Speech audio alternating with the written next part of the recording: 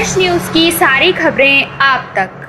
GLP platform का ये platform आम जनता के लिए बहुत यूज़फुल होने वाला है। आपने शायद सुना होगा सर्टिफिकेट ऑफ डिपॉजिट जो मिलता है किसी भी एंड ऑफ लाइफ व्हीकल जो स्क्रैप करता है उसको, ठीक है। फॉर एग्जांपल कोई भी एक बंदा आके एंड ऑफ लाइफ व्हीकल को स्क्रैप करता है। End of life vehicle is end of life, जहाँ पे गाड़ी जो है यूज़ के लिए नहीं रह गई या एक्चुअली एक्सीडेंटल व्हीकल है पूरी तरीके से, तो उसको आप स्क्रैप कर सकते हैं रजिस्टर्ड व्हीकल स्क्रैपिंग फैसिलिटी पर, और उसको एक सर्टिफिकेट इशू करता है रजिस्टर्ड व्हीकल स्क्रैपिंग फैसिलिटी। उस सर्टिफिकेट पर यदि नई गाड़ी खरीदनी है उस व्यक्ति ने, तो उसको 25% डिस्काउंट मिलता है रोड टैक्स पे, रजिस्ट्रेशन फी पूरा वेव होता है और कुछ अलग डिस्काउंट्स मिलते हैं। लेकिन यदि उसको नई गाड़ी नहीं खरीदनी तो सर्टिफिकेट उसके लिए वो वेस्ट हो जाता है। पॉलिसी में ऐसा एक ऑप्शन है कि आप उसको ट्रेड कर सकते हैं, यानी कि जो व्यक्ति है वो अपना सर्टिफिकेट ट्रेड कर पाएगा और दूसरा बंदा उसको खरीद लेगा, उसको मॉनिटरी बेनिफिट हो जाएगा जिसने वो बेचा, और दूसरे बंदे को अपना जो नई गाड़ी जिसने खरीदनी है उसको डिस्काउंट मिल जाएगा। फिर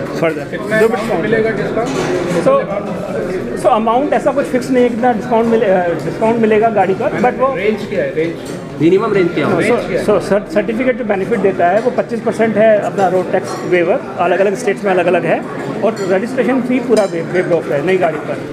लेकिन आप 10 लाख का गाड़ी खरीदते हैं तो वो डिस्काउंट करीब 30 से 40 हज़ार रुपये आता है। 20 लाख का गाड़ी खरीदते हैं तो करीब 70 से 80 हज़ार रुपये डिस्काउंट आता है। लेकिन सर्टिफिकेट जो है, सर्टिफिकेट आप सेल कर सकते हो, तो सर्टिफिकेट का एक वैल्यू आपस में जो डिसाइड होता है वो डिसाइड करके एक व्यक्ति बेच सकता है। स्क्रैपेज अमाउंट हुआ या ये बेनिफिट अलग? ये अलग से बेनिफिट है। स्क्रैपेज अमाउंट अलग मिलता है, जो रजिस्टर्ड व्हीकल स्क्रैपिंग फैसिलिटी है वो अलग से एक अमाउंट देती है। जब भी वो अपनी गाड़ी लेके पहुंचेगा तो पहले उसकी गाड़ी के वेट के हिसाब से उसको एक स्क्रैपेज अमाउंट मिलता है।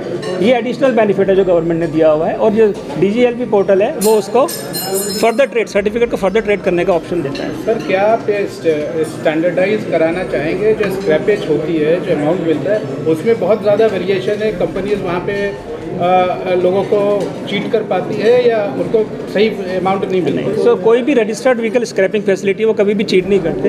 दे are standard guidance from the government as well. तो वो वेट के हिसाब से, क्योंकि आपका एंड ऑफ लाइफ व्हीकल है तो उसमें ज़्यादातर पार्ट्स जो हैं वो काम के नहीं रहते, तो वो वेट के हिसाब से उनको प्राइस ऑफर करते हैं।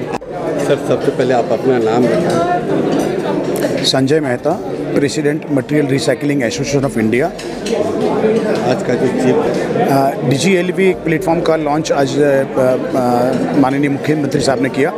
ये एक प्लेटफॉर्म सर्टिफिकेट ऑफ डिपॉजिट्स को ट्रेड करने के लिए अलाउ करेगा, और काफ़ी सारे विंडोज़ भी इसके ऊपर हमने सुना कि ये जो मेटा मटेरियल सर्कुलरिटी जो प्लेटफॉर्म है उसके ऊपर काफ़ी सारे window, old car new car भी खरीद पाएंगे, ओल्ड कार भी बेच पाएंगे। काफ़ी कुछ दूसरी भी काफ़ी कुछ चीज़ें और प्लेटफॉर्म विंडोज़ वो खोलने जा रहे हैं मेटा मटेरियल्स सर्कुलरिटी लिमिटेड।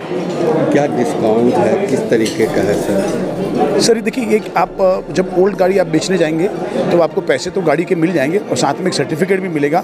जिस सर्टिफिकेट को आप एनकेश कर पाएंगे, वो सर्टिफिकेट के द्वारा आप नई गाड़ी भी खरीद सकते हैं। लेकिन कई लोग ऐसे होते हैं जिनको नई गाड़ी नहीं खरीदनी है, अभी साल 2 साल उनको आराम करना है, तो जो 5,000 10,000 या 20,000 रुपये का जो सर्टिफिकेट मिला है, सर्टिफिकेट ऑफ डिपॉजिट्स का COD, उसको आप जाके डेफिनेटली ट्रेड कर सकते हो इस प्लेटफॉर्म पे और उसको बेच सकते हैं, तो लोग उसको सर्टिफिकेट को खरीद के नई गाड़ी ले पाएंगे।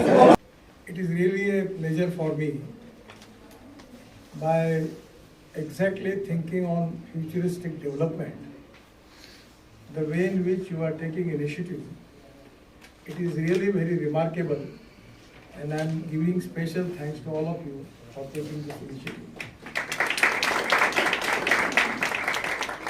Now, when I taken charge as a minister in 2014, the automobile industry number was 7 in the world, manufacturing sector. And now just 2-3 months before, we have just surpassed Japan, and our number is 3rd now. The first is China, second USA, and third is India. The third largest vehicle market in the world is now, we can take it, India, with a proudly that we are number 3. By taking initiative in particularly in the scrapping policy, alternative fuel, biofuel, because of this global biofuel alliance, and lot of things, and the way in which all the reputed and well-reputed brands which are available in the world, they are present in India. And what what type of order they are getting for their exports. It is really a great history in the development of our country.